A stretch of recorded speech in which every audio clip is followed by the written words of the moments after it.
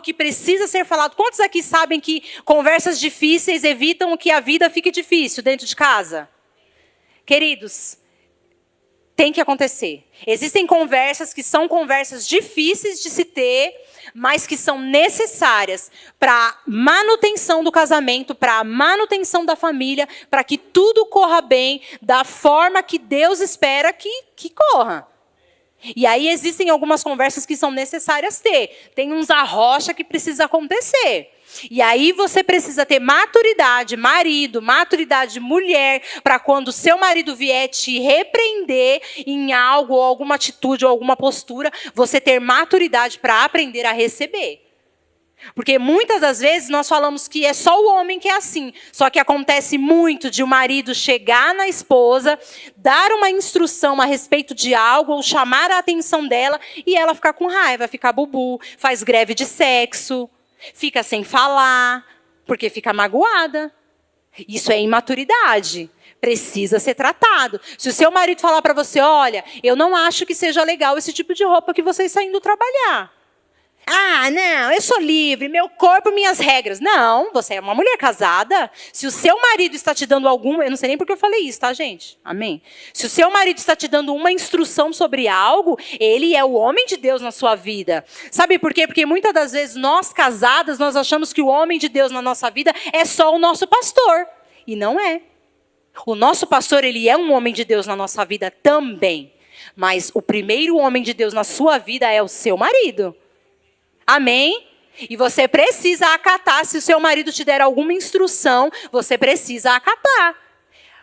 As esposas também, os maridos também. Se a sua esposa te der alguma instrução, você precisa acatar. Não é só a Vivi que precisa vir aqui à frente e dar alguma direção para os homens para tratar suas esposas. Não. A mulher de Deus na sua vida é a sua esposa primeiro.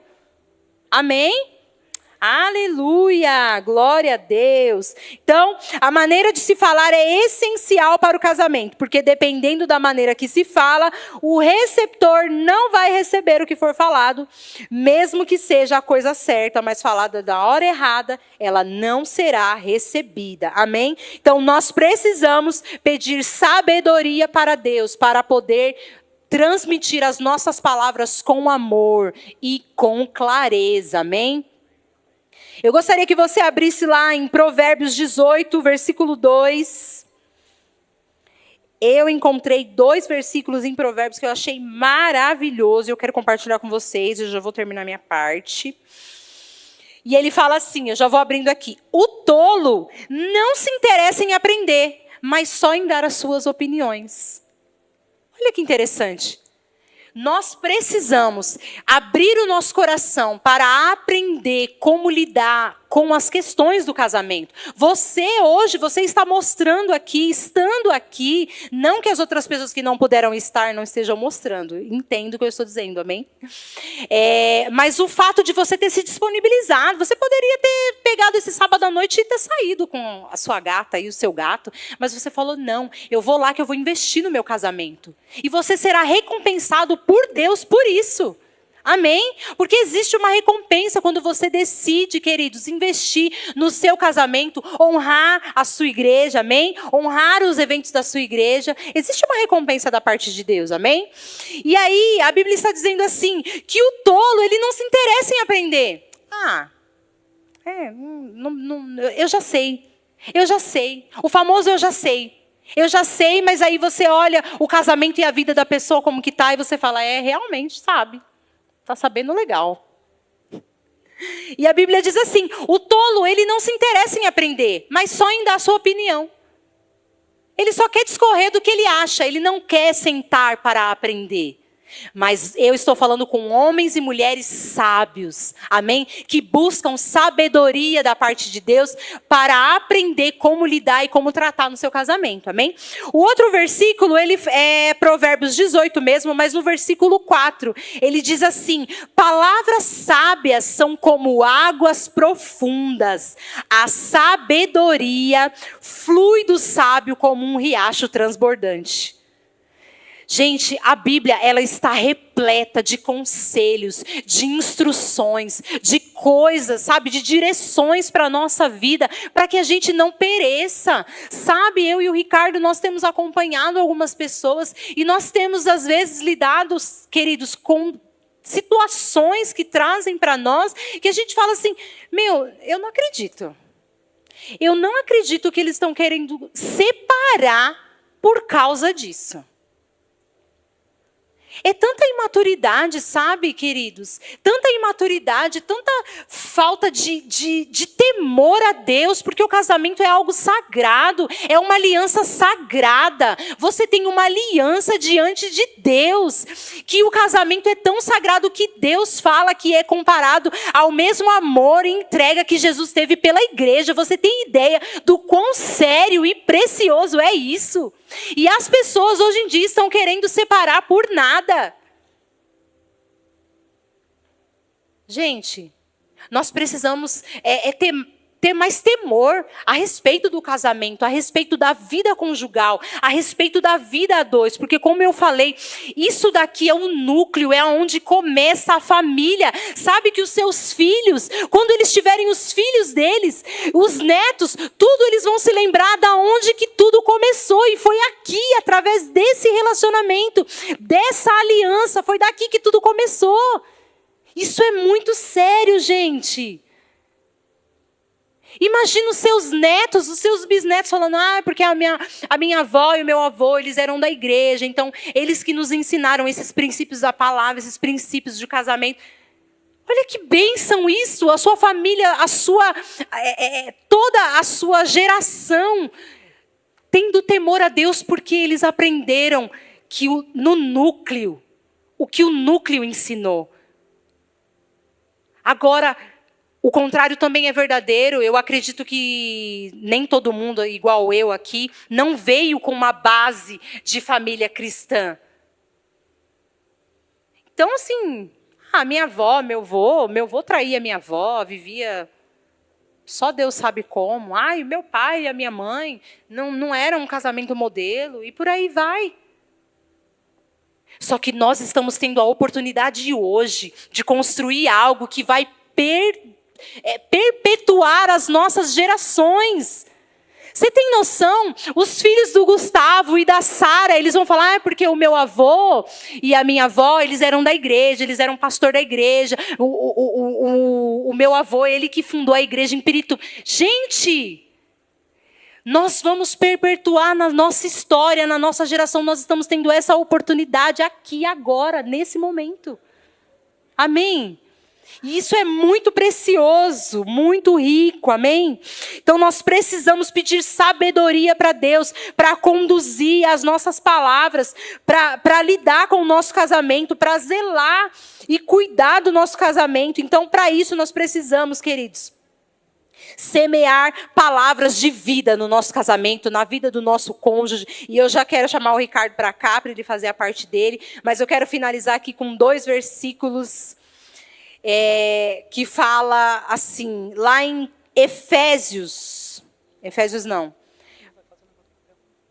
Vou. Na verdade, tinha esquecido. O pessoal vai entregar um papelzinho aí para vocês, ainda falando sobre aí o poder das palavras, porque eu sou quase uma professora, eu gosto de dar exemplos visuais.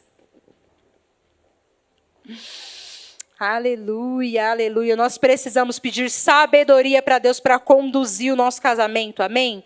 Semear palavras de sabedoria, palavras de amor, de cuidado, até porque o poder da morte e da vida estão aonde? Nas palavras. Nas palavras está o poder da vida e da morte. E sabe que, pegando um gancho nessa questão das palavras, muitas das vezes nós não nos atentamos para palavras que ferem, palavras que machucam, palavras que desanimam, que desmotivam. Nós temos que tomar muito cuidado no momento que nós estamos com raiva, no momento que nós estamos brigando. A gente tem domínio próprio, amém? Todo mundo aqui é crente, tem o Espírito Santo dentro de si? Então, todo mundo aqui tem o domínio próprio. Na hora que tá bravo, que tá nervoso, que vai falar alguma coisa, o Espírito Santo já te avisa. Ó, não fala isso não. Sabe por quê? Porque ele sabe o que você vai falar antes de você falar. Então, você sente aquele freio por dentro. Eu não deveria falar isso. Mas o que acontece? Nós, como seres humanos, nós temos aquele mau hábito de querer ferir justamente na onde é uma vulnerabilidade da pessoa. Por quê? Porque se eu entrei nessa briga, eu entrei e eu vou até o fim. Não é assim? E aí, muitas das vezes, se a gente não tomar cuidado, a gente fere o outro com palavras. E, queridos, é igual você soltar um travesseiro de pena na frente do ventilador. Falou, tá falado. Vai conseguir pegar depois as penas? Dá para pegar algumas, mas não dá para pegar todas. E aí eu quero mostrar para vocês na prática como que é isso aí. Olha essa folhinha aí, faz um barulhinho aí nela. Ela faz barulho, não faz? Ela faz barulho porque ela está viva, amém? E aí agora eu quero que você comece a amassar essa folha, amassa bem ela. Enquanto você faz isso, pensa que isso daí é cada palavra dura que você fala, quando você está brigando, faz aí, amassa ela bem. E aí você começa a pensar que quando você está brigando com o seu cônjuge, são as palavras duras que você fala, aquelas coisas que você não deveria falar. Sabe aquele negócio que o seu cônjuge confessou para você? E aí na hora da briga, o que você faz? Você vai usar aquilo que ela falou. Por quê? Porque eu sou mal. Na verdade é o diabo ali no teu ouvido falando, fala isso, você vai ferir ela, fala. Aí agora eu quero que você desamasse esse papel, desamassa aí. Cada grito que você dá, sabe aquelas palavras? Você nunca consegue fazer nada. Tudo sou eu. Eu acredito que ninguém fala isso aqui, né? Você não presta para nada. Em nome de Jesus, você não fala isso. Agora, vê se ela faz barulho ainda. Ela não faz mais barulho, tá vendo? As palavras ferem. E você percebe que você não consegue fazer o papel voltar ao normal, como ele era antes? Palavras ferem, palavras machucam. E se você não tomar cuidado, você vai acabar calando o seu cônjuge, aonde se tinha muito para falar, de tanto ser ferido, vai chegar uma hora que não vai ter mais nada para falar. E quando não tem mais nada para falar, não tem mais nada para fazer. Amém? Eu já vou finalizar. Eu quero que você abra lá comigo, lá em Provérbios 12, 18. Rapidinho, eu já vou finalizar. Provérbios 12, 18, ele fala assim. Eu quero fazer um comparativo com você nesses dois versículos que nós vamos linkar um ao outro. Há quem fale sem refletir e fere como espada, mas a língua dos sábios traz a cura. Aqui ele está falando que se você falar sem pensar no que você está falando, você vai ferir como espada. Todo mundo aqui sabe o que a espada faz? Machuca, fere. E aí o outro versículo é Provérbios 24, 26. Vamos fazer um paralelo desses dois versículos. Já pode vir aqui, Ricardo Silva. Vulgo, meu amor. Eu não gosto de perfume doce. E ele me convenceu a comprar um perfume doce, que eu tô aqui, ó. Aí ele tá, esse cheiroso. Amor, é muito cheiroso, é maravilhoso esse cheiro. Mas a gente faz para agradar, né, gente? E o outro versículo, ele diz assim: a resposta sincera é como beijo nos lábios. Vira pro seu amor aí e dá um beijinho. O Guga não pode dar um beijinho. Dá no rosto, pode dar no rosto. Você deu um beijinho aí no seu cônjuge? Não pode? Dá um beijinho. É na boca, gente. Olha lá, a resposta sincera é como beijo nos lábios. Todo mundo é casado aqui, é beijo nos lábios. Não é gostoso beijar na boca? Menino! Meu Deus! Como ele é, gente? Terrível. A Bíblia está dizendo que a resposta sincera, que a palavra certa, ela é como beijo nos lábios. Agora está diante das suas mãos, ferir como espada ou beijar nos lábios? A boca é sua, a língua é sua, é você que escolhe o que você quer fazer. Se você quer ferir com uma espada ou você quer beijar os lábios. Amém? Aleluia. Obrigado, amor. Juninho tá igual o Chaves ali, ó. Todo vai pra cá. Solta o beijo, irmão. Tá preso há anos. Brincadeira. Vai que tá preso, né? Há um bom tempo aí, mas solta o beijo. Amém, queridos. Essa foi a minha parte. Obrigado, amor. Vocês gostaram? Deus é bom, né, queridos? Que bênção. Tava falando pra Érica, né? Até falando pra Débora ali. A gente tem uma ideia de fazer cultos de casais, né? Até o pastor Felipe e a Vivi tá ali atrás. A gente sempre quer ser mais dinâmico, né? Quer trazer realmente o que acontece no dia a dia. Porque, de fato, o que a gente tem que aprender é como a gente passa das tarefas do dia a dia, ou dos problemas do dia a dia que todo mundo enfrenta dentro do lar. A Érica falou uma coisa aqui que eu achei muito legal, sobre a questão de você jogar um travesseiro de pena na frente do ventilador. De fato, quando aquele travesseiro é jogado na frente do ventilador, você consegue até aspirar todas as penas. Mas uma palavra que você libera para o seu cônjuge de forma negativa, elas vão ecoar na eternidade e você não pega ela. Então é importante que a gente fale mesmo de forma positiva, de forma agradável, até como a palavra diz, uma palavra como remédio, como saúde, é bom que a gente libere isso. E, gente, eu posso dizer com toda certeza, a pastora Vivi está aqui, que nos acompanha há todos esses anos, eu sempre fui muito ruim nessa parte de falar. Eu era muito agressivo com a Érica na questão de palavras negativas, palavras mesmo pejorativas. Falei palavrão para ela ali umas 2, 3 vezes, fiquei muito mal. Mas eu percebi que todo aquele tempo que eu tive essas fases, eu estava na carne. E a gente passa a perceber com o tempo, queridos, que a maioria das atitudes que a gente tem dentro do casamento de forma negativa é porque a gente está na carne. E a Érica sempre gosta de falar, e eu também gosto de frisar isso, que o casamento é a ideia de Deus e ele é espiritual. Por isso que a Bíblia diz que a gente tem que andar no fruto do Espírito. E no fruto do Espírito tem paz, alegria, tem domínio próprio, tem mansidão, tem longanimidade, longo ânimo. Por isso que a gente exerce, pratica esse fruto na nossa casa, né? E aí você percebe que para você ter um casamento saudável, um casamento que flui bem, que frutifica, é quando você pratica a palavra de Deus. É quando você entende que você é um homem e uma mulher de Deus. Então eu anotei uma coisa aqui, enquanto a Erika estava falando, que é verdade. Não é porque você não teve uma estrutura familiar que você não possa criar a sua. Vou repetir. Não é porque eu e você não tivemos uma estrutura familiar muitas vezes, que eu e você não possamos criar a nossa.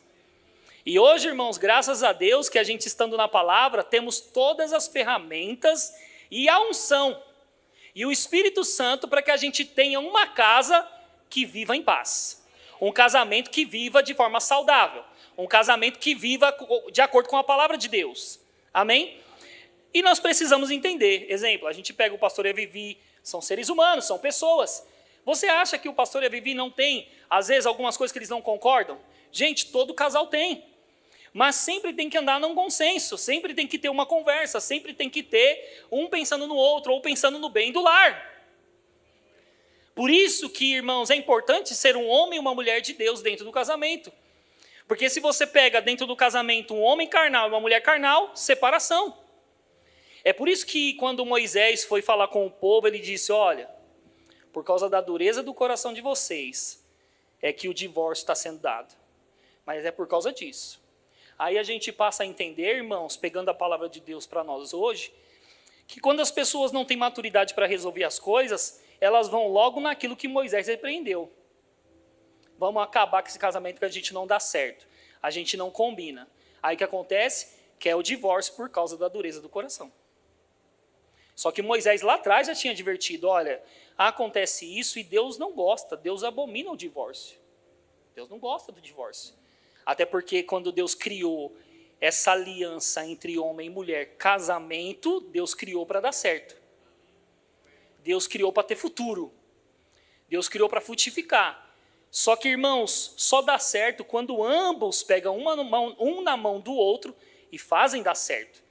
Mas o que a gente mais vê nessa geração, nesse tempo, é dentro de um casamento e até mesmo, às vezes, muitas vezes, cristão de um lado, cristão do outro, é que não estão andando de mão dadas para fluir junto, mas estão lutando um contra o outro para ver quem vence mais rápido ou quem tem mais força. Dentro do casamento não é assim. Dentro do casamento a gente não pode medir força com o cônjuge. A gente não está aqui para fazer isso. A gente está aqui como um time, a gente tem que prosperar junto, avançar junto, crescer junto, fluir junto, viver aquilo que Deus tem para a nossa vida juntos. Amém? Então, não é porque você não teve uma estrutura que você não possa criar a sua, fazer a sua.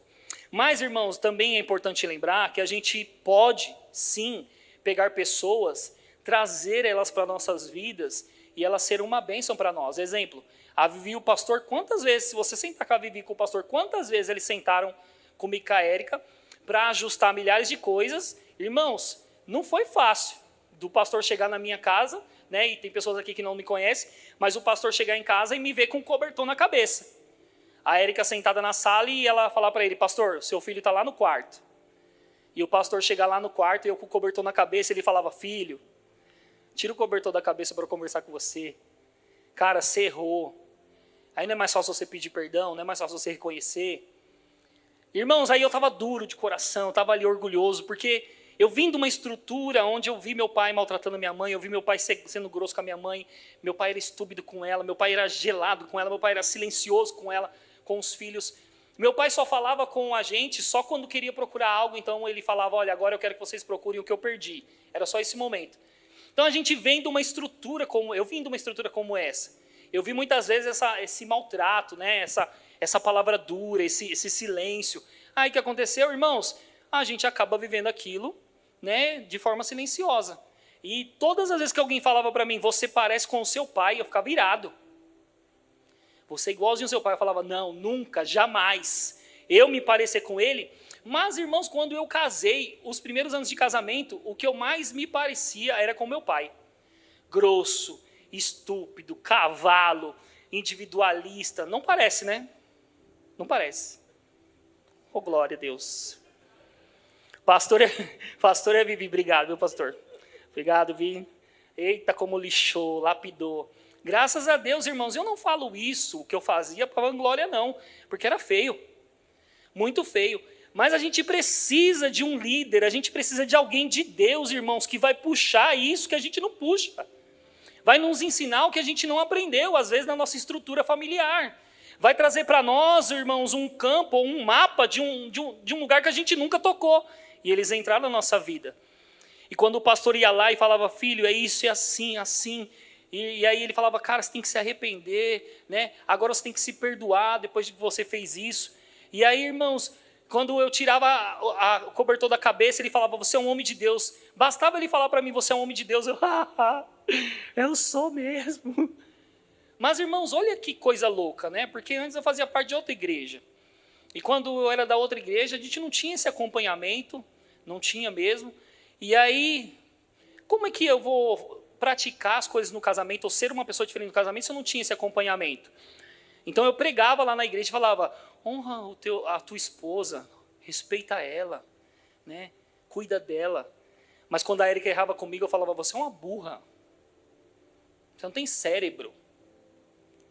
Quando ela estava no carro comigo, indo para viajar em algum lugar, ela falava, entra aqui nessa rua. E quando eu entrava na rua, dava errado. Eu falava para ela, quando eu estiver viajando com você, não abre a tua boca para falar.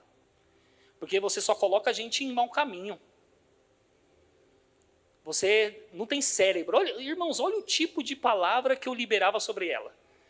Você não pensa, você esquece tudo, você é mole, você é muito chorona, eu falava para ela. Você é muito menina. Ela é menina, mulher. Você chora demais. Mas aí, irmãos, eu vim para o Verbo da Vida. Aí, quando eu estava nas minhas crises, que a gente já estava com o pastor Edson, que eu estava nas minhas crises, a Érica falava, vou ligar para o pastor. E eu falava, olha, se você ligar para o pastor... E aí eu vou ligar porque ele é seu pai, não é? Ele não é seu pai? Ele vai cuidar de você. Ligava o pastor, eu falava... E nisso, irmãos, ela entrava no banheiro e ela falava, eu vou orar. E eu falava, se você orar, não ora. Porque, olha, irmãos, o lugar que a gente anda. E ela entrava no banheiro e falava, eu vou orar. E Deus vai falar com você. Eu falava, não ora. porque de fato Deus ia falar comigo. Porque ainda que eu andasse na carne, né, eu tinha o Espírito Santo. Então ela orava, irmãos, e a nossa porta daquele banheiro era sanfonada, e ela falava, eu vou orar! E eu, se você entrar, eu vou derrubar essa porta sanfonada, que é fácil de abrir ela.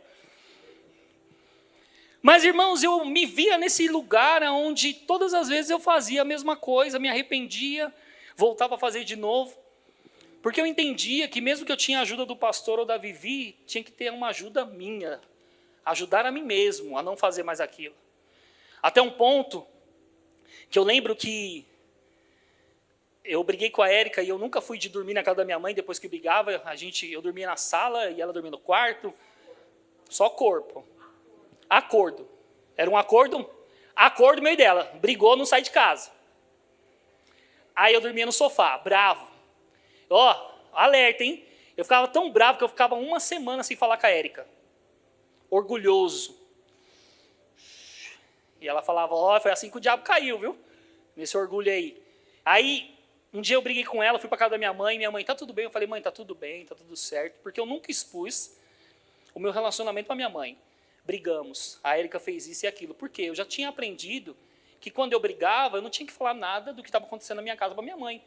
Até porque se eu resolvesse a situação, a minha mãe ia ficar com raiva dela.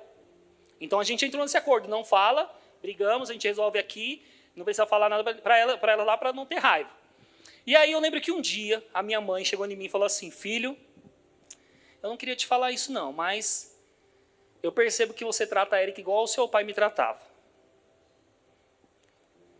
Aquele que eu mais repeli, aquele que eu não gostava que falassem, eu não gostava que alguém fizesse comparação, ela disse, infelizmente, você parece o seu pai, tratando a Érica. E é muito feio isso. Você sabe o que eu passei. Então, não é legal você fazer isso. E aí lembro, irmãos, que a gente está falando sobre palavras, não é? E eu lembro que uma vez eu brigando com ela, e tendo esse acompanhamento do pastor, mas também brigando com ela, e eu lembro que um dia eu estava na empresa, eu catei o celular brigando com ela, porque o meu ministério naquele tempo era o ministério do WhatsApp. Eu gostava de brigar pelo WhatsApp. Entrei no banheiro da empresa e E ela, amor, pelo amor de Deus. E a Érica, graças a Deus. A Érica tinha os picos dela que ela queria me bater, né? Porque é ser humano, né, gente? Tá passando por toda essa coisa. Ela queria me pegar, me esganar. E ela sempre andou em amor comigo. Todas as vezes que eu maltratei ela, pisei nela, ela falava, amor, não importa, eu decidi te amar. Eu escolhi te amar. Eu vou ficar com você, isso vai passar. Eu escolhi te amar. Aquilo me constrangia. Mas brigando com ela lá no banheiro, irmãos, daqui a pouco, né, porque você fica, né, quente, né? Um monstro, vou brigar agora. Quero brigar. Carnal. Extremamente carnal. Até que, irmão, sentado ali escrevendo, eu ouvi uma voz. E ela manda um áudio para mim, amor, pelo amor de Deus. Deus acabou de me mostrar o diabo rindo no seu ouvido. Parei automaticamente e falei, não vou fazer isso. Aí foi quando eu comecei a fazer um rema. Tive família cristã, muitas coisas foram mudando, vinha da escola chorando. Irmãos, o rema é maravilhoso. Família cristã na escola rema é maravilhoso. Eu vinha da escola chorando, ao mesmo tempo o pastor estava cuidando de mim, ao mesmo tempo ela estava ali tendo paciência, e teve muita paciência. Hoje eu estava rindo com ela no sofá, eu olhei para ela e falei, você me ama demais. E ela, eu amo mesmo. Eu falei, claro que ama. Porque hoje você está comigo, me aguentou esses anos todos, suportou, superou tudo isso. Mas, irmãos, a gente precisa entender que uma hora Deus precisa que eu e você faça algo por nós mesmos. Porque se a gente tem a palavra, se a gente tem a oração, se a gente tem o jejum, se a gente tem livros, se a gente tem ministrações, se a gente tem amigos de Deus, se a gente tem pastor, se a gente tem líder, a uma hora vai precisar que eu e você faça algo por nós mesmos. Porque você pode pegar toda a ferramenta, todo argumento, todo livro, tudo que tiver, irmão, mas se você não colocar em prática, seu casamento fica do mesmo jeito. Amém? Então o silêncio, irmãos, e o que eu fazia? Né, nesses processos de briga com a Érica? Eu ficava em silêncio com ela. E quantos sabem que o silêncio ele é terrível? Quando você está casado. E eu ficava em silêncio, eu ficava ali, irmãos. E o que acontece? Quando você fica em silêncio dentro de um casamento, você faz o outro ficar se corroendo, sofrendo. E eu ficava lá, irmão, em silêncio, um dia, 2 dias. E sabe o que o silêncio faz? O silêncio ou o orgulho que está fazendo você viver em silêncio com seu cônjuge é você evitar a pessoa. Então eu evitava pedir coisas para ela, eu evitava pegar coisas perto dela, eu evitava dormir perto dela, eu evitava qualquer tipo de conversa. Por quê? Porque todo tipo de conversa que ela ia trazer para mim, a Érica sempre quis resolver primeiro. E eu era a pessoa que estava lá do outro lado, orgulhoso. E ela falava, amor, tá bom, se você quer entender que eu errei, então eu errei. Eu tinha irmãos, olha, eu tinha uma forma diabólica de manusear o assunto, de trazer algumas coisas, alguns argumentos, para fazer ela culpada. Narcisista. Pegava, fazia, eu tinha errado, eu tinha sido grosso, eu tinha sido estúpido, eu tinha feito, eu pegava aquela história, eu pintava ela, eu construía ela, eu colocava as coisas e fazia, você errou comigo. Porque você fez isso, você falou assim, você, irmãos, que coisa horrível. E ela falava, amor, se você quer ouvir que eu errei, eu errei. E quantas vezes a Érica falou, eu errei, para que ela deixasse a nossa casa em paz, ou o nosso relacionamento em paz. Mas, irmãos, teve vezes que ela me confrontou. E a Érica tem o jeito dela. E quantos sabem que cada um tem aqui o seu jeito com o seu cônjuge? Às vezes vai vir uma direção ou uma conversa do cônjuge que vai ser tranquila, né? Vai ser em amor, vai ser em respeito mesmo, em cuidado. Mas tem vezes que tem que falar duro, né? E eu lembro, irmãos, que uma vez, eu brigando com a Érica, né? A gente tinha um casamento, eu falei isso aqui já algumas vezes, mas eu brigando com a Érica e a gente falou, eu falei para ela, e nós vamos para o casamento agora. E chega lá, postura. Fomos para o casamento, brincamos lá, né, comemos. Na verdade, eu brinquei, porque a Érica estava na dela. E aí o pessoal chegou na Érica e falou assim, Érica, o Ricardo é muito top. Ai, como ele é feliz, você deve estar tanta risada, ele é tão engraçado, ele é cativante. Érica, você deve, Érica. Aí ela, Aí chegamos do casamento, aí quando ela fechou a porta, que eu estava na sala, ela olhou para mim e falou assim, parabéns, você é um ator. O jeito da Érica de ser, né? Ela falou assim, você é um ator. Sabe o que você faz? Pega o colchão, o travesseiro, algumas roupas e vai dormir na igreja. Porque na igreja as pessoas têm um marido que eu não tenho. Na igreja as pessoas têm um Ricardo que eu não tenho. O Ricardo feliz, o Ricardo que honra, o Ricardo que abraça, que respeita, o Ricardo isso e aquilo. Vai morar lá. Aí eu, carnal, falei, cala tua boca. Carnal, cala tua boca. Você não sabe nem o que você está falando. Carnal. Ela, não, porque você declarou coisas para mim no casamento. Que ia me honrar, que ia me respeitar, que ia cuidar de mim, que ia fazer isso e aquilo, e você não faz. Eu não tenho, o melhor do Ricardo fica na rua. Seu ministério começa aqui, não é na rua, não é na igreja. Seu ministério começa em casa. E eu quero te dizer uma coisa. Não importa se o pastor te aprova, se a Vivi te aprova, se o apóstolo Bud... Não, o apóstolo Bud não. O apóstolo Bud morreu. Não, o apóstolo Guto... Ô, irmão, para de ser carnal, irmão. Se o apóstolo Guto chegar e falar assim, pastor, eu aprovo fulano ali. Não importa quem te aprove, se a sua esposa não te aprova, já era. Porque, irmãos, a aprovação de fato, nós somos homens de Deus, nós somos líder da casa, nós somos uma bênção, vem da esposa. Hoje, irmãos, graças a Deus, posso falar de muitas coisas, e eu vou sempre olhar para ela, ela vai estar sorrindo para mim. Mas antes ela queria me matar. Um dia, no nervosismo da Érica, ela deu um soco na parede. Ela falou, esse soco era para dar na sua cara. Gente, fala sério, a gente é ser humano. A gente é ser humano, tem emoções, a gente está treinando, a gente está crescendo, avançando. E eu falei, tá vendo? E essa aqui é a minha camisa que você rasgou, você vai pagar, viu? Você me puxou. Eu falei, me solta. Senão a gente sai na mão aqui. Mas olha o nível de carnalidade. Olha o nível, irmão, de lugar que a gente, se não tomar cuidado, fica. Então, voltando aqui para a parte do silêncio, eu ficava em silêncio com ela. Eu corroía a Érica no silêncio, eu não falava com ela de jeito nenhum. Irmãos, e olha, isso é diabólico, porque eu sabia como acabar com alguém no silêncio. Porque isso você aprende no mundo. Quando não te amam, você menospreza. Quando não te amam, você exclui da vida. Quando não te amam, não te valorizam, você põe debaixo do seu pé, você pisa, você amassa, você faz o que você... né? Porque você...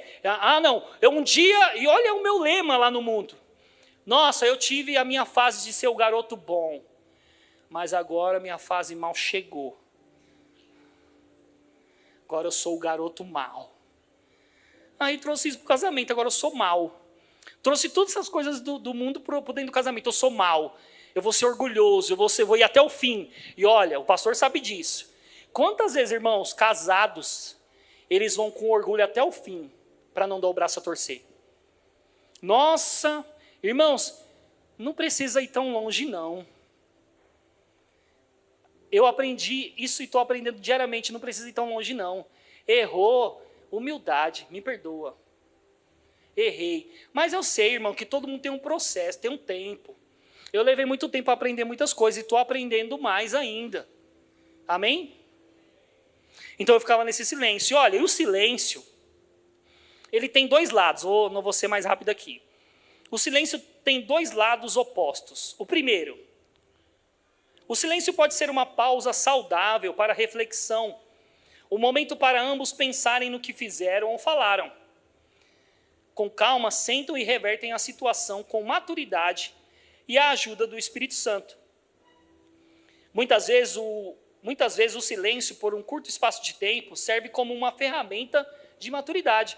Eu sei que tem casais, né, que falam, olha, eu prefiro não conversar agora, eu prefiro não discutir agora. Por quê? Porque você está tão nervoso, está tão nervosa, que se eu esticar isso aqui, a gente vai brigar mais. Então eu preciso desse tempo. Tá tudo bem, gente. Se usar esse tempo com maturidade, vai dar um resultado benéfico. Mas tem que tomar cuidado com a outra parte do silêncio ou do tempo. O segundo, o silêncio ou essa pausa, ela pode ser perigosa, porque muitos usam o silêncio como uma ferramenta punitiva. Com raiva, saem por aí sem rumo. Quem já saiu por aí sem rumo?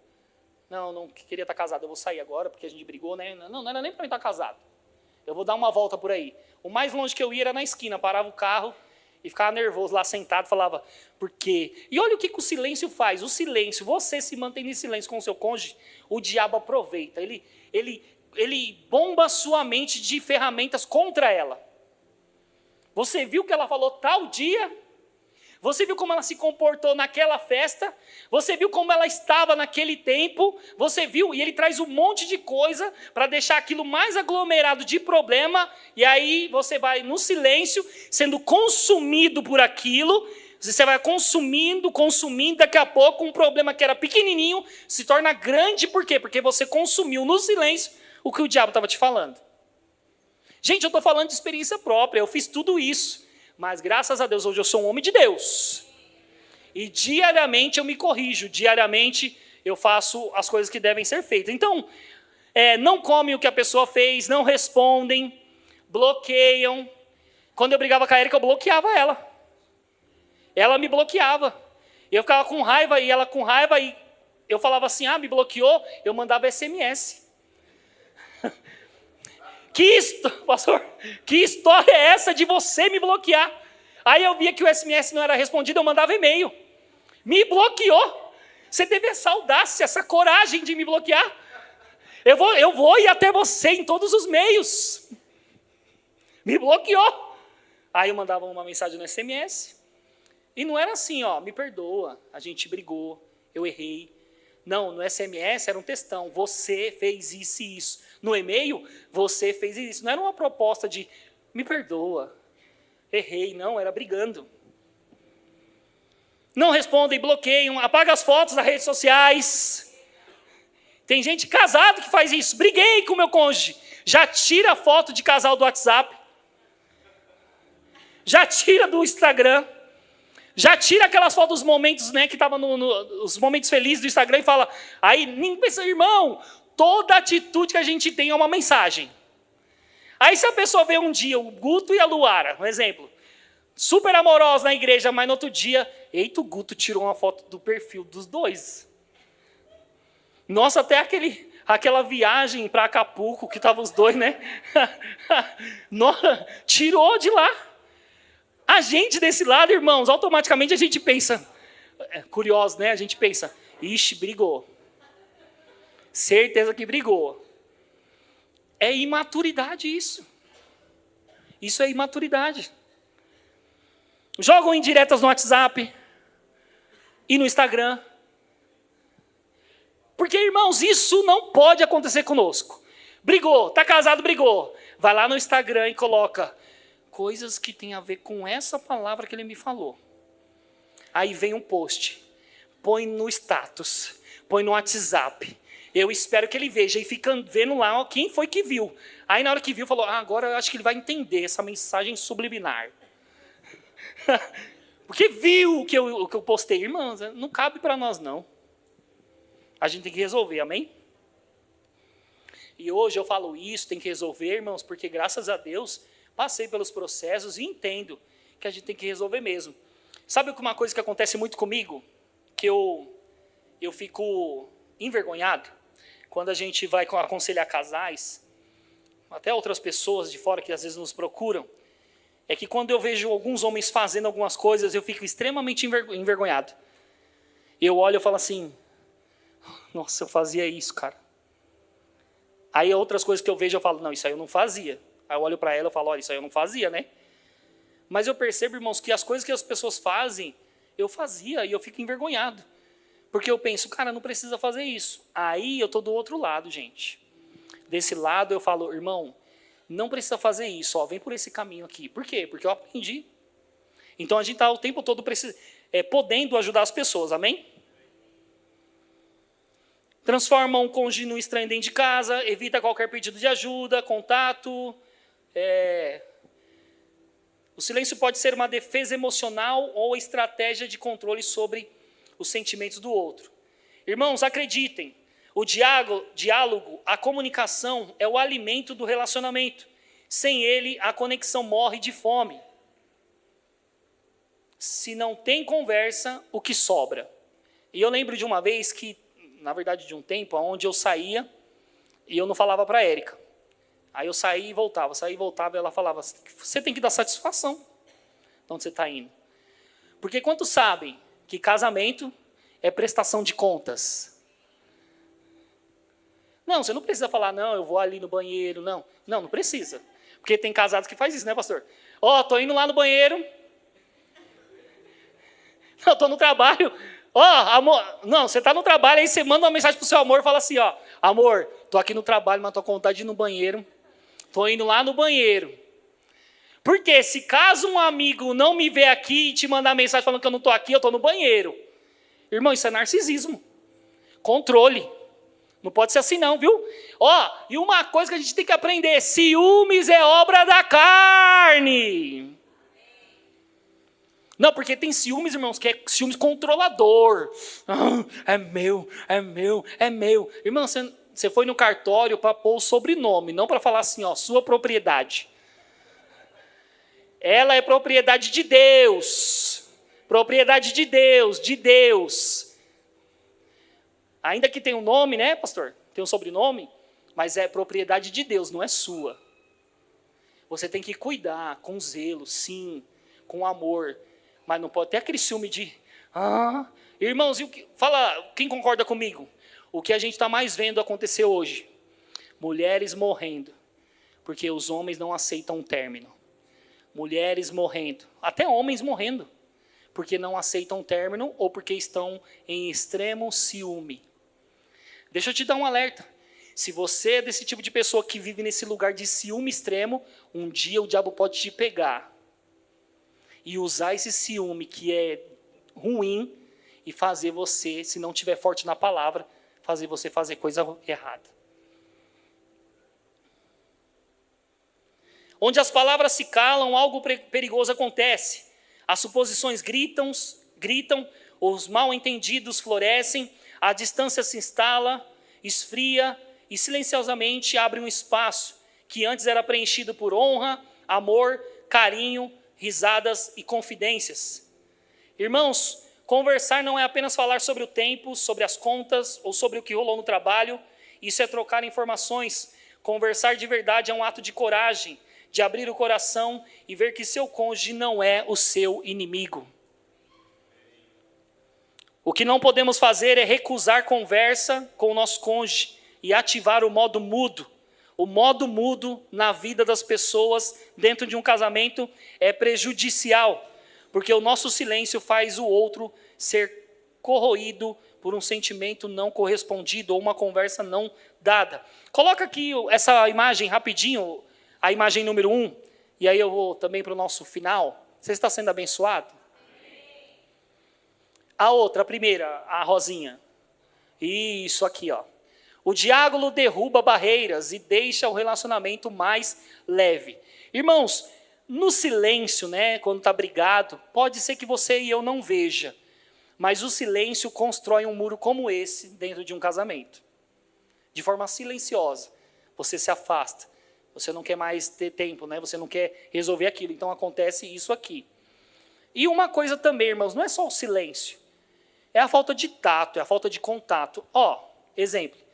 Eu não sei você, mas eu abraço a Érica, eu beijo ela, eu cheiro ela.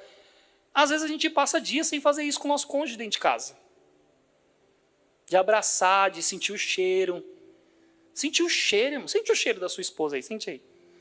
Sente o cheiro da sua namorada. Só, Guga, só sentiu o cheiro. Mas, irmãos, quanto mais você cheira, quanto mais você está perto, quanto mais você toca, quanto mais você está... Irmãos, mais você quer esse... Eita glória, irmão.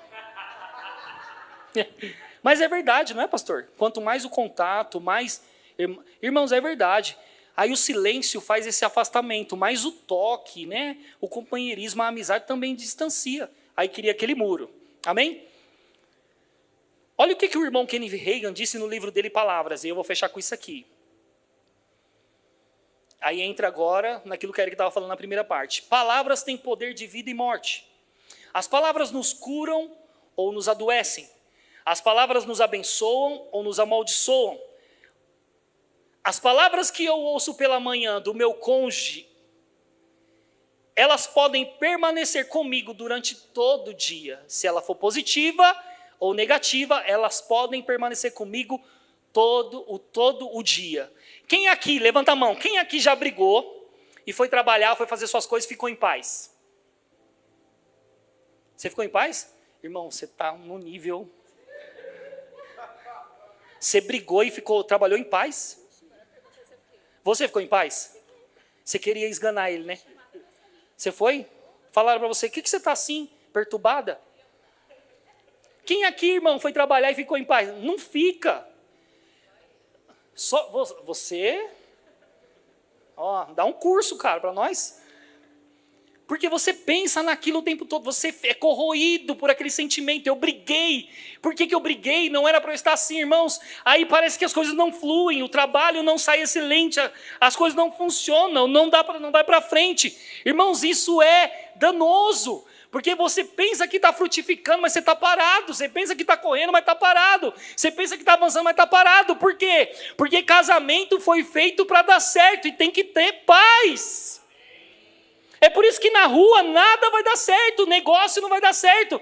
Irmãos, não dá certo, porque Deus criou você para estar em comunhão com o seu cônjuge e estar num relacionamento saudável, sem brigas. E a gente pode viver nesse lugar, amém? Então o Hagin disse assim, olha, glória a Deus, aqui. Deus é bom? Como algumas esposas ou maridos não percebem que uma palavra dura ou cruel pela manhã roubará do marido ou da esposa a eficiência do seu dia. É verdade, irmãos. Se a gente não cuidar das palavras, a gente pode destruir a eficiência do dia, do cônjuge. A produtividade que o cônjuge teria não vai ter mais. Por quê? Porque ele vai ficar perturbado com aquelas palavras. E o versículo para a gente finalizar é esse aqui, ó, Provérbios 12, 18. Provérbios 12, 18. Diz assim: palavras precipitadas são como pontas de espada. A Érica disse isso. Mas as palavras dos sábios são um remédio. Na versão que o pastor leu no domingo, que é a versão da Paixão, a tradução da Paixão, diz: palavras impensadas são como golpes de espada. Palavras cortantes que ferem, que machucam. Mas as palavras dos sábios acalmam e curam. Você já se pegou em situações que poderia não ser tão maldoso com as palavras, mas pela raiva do momento você falou coisas que sabia que seria como um golpe de espada, um tapa sem usar as mãos? Põe a outra mensagem, por favor. E é isso o que acontece. Algumas palavras doem mais que um tapa. Nem se moveu, não moveu de forma corpórea, não, física, não se moveu, mas uma palavra é mais forte que um tapa. Você pode ficar de pé? O irmão Reagan diz assim: ambientes espirituais são criados por palavras, situações físicas naturais são criadas pelas palavras, a atmosfera do seu lar é o produto das suas palavras, nós somos produtos das nossas palavras. E você vai perceber, irmãos, que você pode, sim, ter um casamento baseado na palavra e frutificar. Se você quiser ficar num casamento onde tudo vai ruim e declina a cada dia, não fala com o cônjuge, passa uma semana, 2 dias, 3 dias sem falar com o cônjuge, porque ele deixou a toalha na cama molhada, ele não pendurou a cueca, ele não lavou a louça, ele não fez isso e aquilo, aí não quero contato, eu prefiro nem fazer nada, prefiro, irmãos, você pode viver nesse declínio. Aí a única resposta que você vai querer para você mesmo é: não quero mais estar nesse casamento. Aí você entra naquele terreno que Moisés falou. Só vai acontecer isso por causa da dureza do seu coração.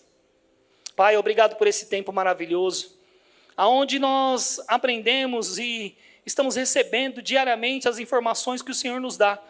E é por isso, Pai, que nós vamos crescer, avançar, progredir e não vamos parar. Pai, obrigado porque o Senhor é poderoso para fazer infinitamente mais, além de tudo aquilo que pensamos ou pedimos. Nós te louvamos em nome de Jesus. Só para você entender algo, que número é esse aqui, irmãos? Que número é esse aqui? E sabe que eu estava falando com a Érica, irmãos, que às vezes, de um lado você enxerga um número e do outro a pessoa, ela enxerga outro. Isso são coisas, divergências que acontecem dentro de um casamento. Mas com sabedoria e com maturidade, a gente sempre vai chegar num bom senso, ou num consenso. É por isso que casamento é a ideia de Deus. E eu e você, sendo homem e mulher de Deus, isso vai funcionar bem todo dia. Amém? Aleluia! Você foi abençoado com essa palavra? Que tempo precioso, que momento gostoso, né, gente? E esse ano, por conta da agenda da igreja, por conta do Rema, você está feliz que o Rema está na sua igreja?